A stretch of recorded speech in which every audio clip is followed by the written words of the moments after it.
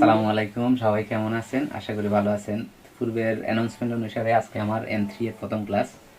তো ইনশাল্লাহ চেষ্টা করব একদিনে একটা ক্লাস অন্তত 5টা করে কাঞ্জি শেখানোর। তো আমাদের আজকে প্রথম কাঞ্জি হচ্ছে এটা।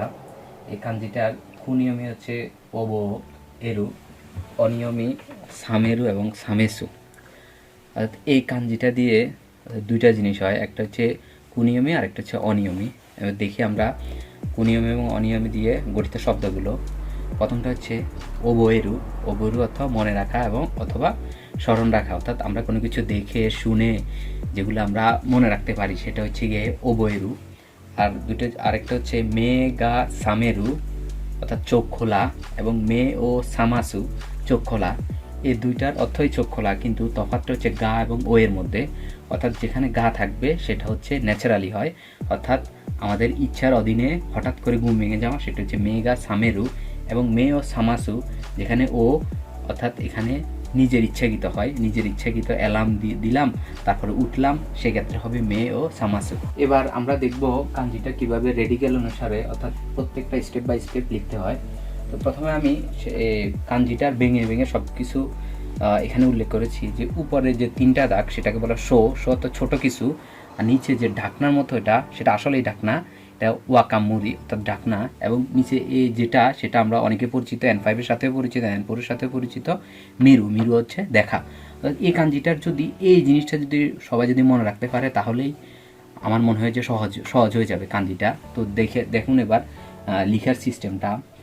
ইছি নি উপর থেকে সান, ইছি নি সান শো অর্থাৎ ছোট কিছু, শি গো এটা পুরোটা হচ্ছে গো, শি গো এটা হচ্ছে ওয়াকামুরি অর্থাৎ ডাকনা। তারপর হচ্ছে রোক শিচ, এটা পুরোটা একটা মিলে শিচ। হাঁচ কিউ জু, জুইছি জুনি এটা হচ্ছে মিরু।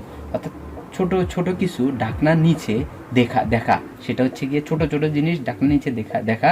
তার মানে হচ্ছে সেই জিনিসটা আমরা স্মরণ রাখতে হবে, যার জন্য এই কাঞ্জিটার নাম হচ্ছে ওবোয়েরু এর কাঞ্জি। আমাদের পরের যে কাঞ্জিটা সেটা হচ্ছে কুমির কাঞ্জি। এই কাঞ্জিটা হচ্ছে কুমির কাঞ্জি। এটার দুইটা কুনিয়মি কুমি আর আরেকটা হচ্ছে কু, আর অনিয়মি সো। কারণ এটা দিয়ে আমরা দেখব কি কি শব্দ গঠিত হয়। যেমন প্রথমটা কুমি। কুমি অর্থ একটি দল, অর্থাৎ দেখা যায় প্রত্যেকটা ক্লাসে আলাদা আলাদা ভাগ থাকে। এই ইচি কুমি, নি কুমি, সাং কুমি, এই মানুষের যে দলটা সেটা হচ্ছে এই কুমি। আর আরেকটা হচ্ছে এটা হচ্ছে কু, আর সাথে থাকবে মু। কুমো। কুমো অর্থ একটা সেট। এটা হচ্ছে যে কোনো জিনিস এবং মানুষ যদি একটা দল বা একটা সেটে গঠিত হয় তাহলে এটা হচ্ছে কুমু। অর্থাৎ এটা শুধু মানুষের ক্ষেত্রে ব্যবহার হবে, এটা মানুষ এবং মনো জিনিসপত্র সেক্ষেত্রে ব্যবহার হবে। পরবর্তী দেখুন কুমি আওয়াসে। কুমি আওয়াসে অর্থ সংমিশ্রণ, এবং কুমি তাতেরু অর্থাৎ একত্র করা। এই কুমি আওয়াসে এবং কুমি তাতের মধ্যে যে আমরা ডিফারেন্টটা দেখি সেটা হচ্ছে কুমি আওয়াসে হচ্ছে যেমন রেস্টুরেন্টে গেলাম, ভাতের সাথে অন্যান্য জিনিস আমরা ওকাজু হিসাবে বলি আর কি, ওকাজু দিল, সেটা হচ্ছে সংমিশ্রণ কুমি আওয়াসে। কুমি তাতেরু হচ্ছে একটা টেবিল কিনলাম, টেবিলের পার্টস বাই পার্টস আমরা আসার পরে এটা যদি সবগুলো যদি একত্র করি একটা টেবিলে গঠন করি সেটা হচ্ছে কুমি তাতেরু। এটা হচ্ছে ডিফারেন্ট কুমি আওয়াসে এবং কুমি তাতেরু। তারপর হচ্ছে বাংগুমি, এটা হচ্ছে বান, আমরা পরে শিখাবো এটার কাঞ্জি বান গুমি। বাংগুমি অর্থাৎ প্রোগ্রাম, অর্থাৎ টেলিভিশন রেডিও যে প্রোগ্রামগুলো সেটা হচ্ছে বাংগুমি। আরেকটা হচ্ছে শোশিকি, এটা হচ্ছে শোর কাঞ্জি শোশিকি হচ্ছে সংগঠন, এখানেও একটা গ্রুপ, অর্থাৎ আমরা দেখি যে একটা সংগঠন মিলে কোনো একটা কাজ করে সেটাকে বলা হয় শোশিকি। তো এবার দেখবো আমরা এটা কিভাবে স্টক অর্ডার অনুসারে লিখে। এখন আমরা স্টক অর্ডার অনুসারে কাঞ্জি কিভাবে লিখে সেটা দেখব। তো প্রথমে আমি এখানে উল্লেখ করছি যে প্রথম যে কাঞ্জিটা সেটা হচ্ছে ইতর কাঞ্জি, ইতর অর্থাৎ সুতার কাঞ্জি। আর দ্বিতীয় যে কাঞ্জিটা সেটা হচ্ছে কাৎসু অর্থাৎ যোগ করা, অর্থাৎ সুতা দিয়ে যোগ করা। তাহলে সুতা দিয়ে যোগ করলে একটা গ্রুপে পরিণত হয় অথবা একটা পেয়ারে পরিণত হয়। এভাবে সহজভাবে আপনারা মনে রাখবেন।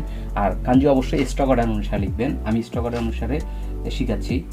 দেখুন ইছি নি সান শি গো রোক, হচ্ছে ইতো।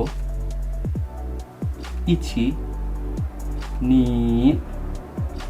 সান শি গো, এটা দিবেন একটু বড়।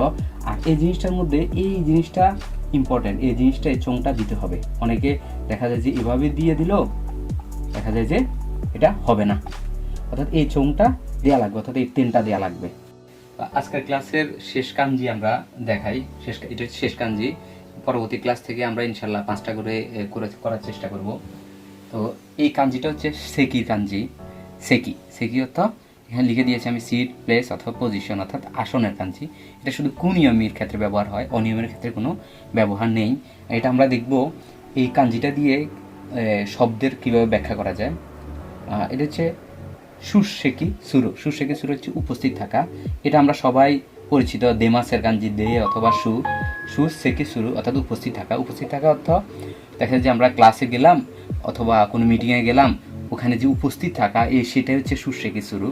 হচ্ছে খেসেকি সুরু, এটার হান্তাই হচ্ছে এটা, অর্থাৎ উপস্থিত থাকার হান্তায় অনুপস্থিত। যদি আমরা উপস্থিত যদি না থাকি সেটা হবে খেসেকি সুরু, আর উপস্থিত থাকলে হবে সুরসেকি সুরু। তো ইনশাল্লাহ আমরা এই কাঞ্জিটা পরবর্তীতে শিখবো, আর এটা তো আগে থেকেই শিখে আছে। তো এবারে আমরা দেখব কাঞ্জিটা কিভাবে স্টকর্ড অনুসারে লিখে। তো এই কাঞ্জিটার দুইটা অংশ। প্রথম অংশ হচ্ছে এই অংশটা, উপর অংশটা হচ্ছে মাদারে অর্থাৎ তাতে মনো, অর্থাৎ বিল্ডিং, গড়, ছাদ, যাবতীয় কোনো কিছু। আর পরবর্তী এই যে কাঞ্জিটা সেটা হচ্ছে নুনোর কাঞ্জি, অর্থাৎ নুনো অথবা খিন বলে সেটাকে, কাপড়ের কাঞ্জি।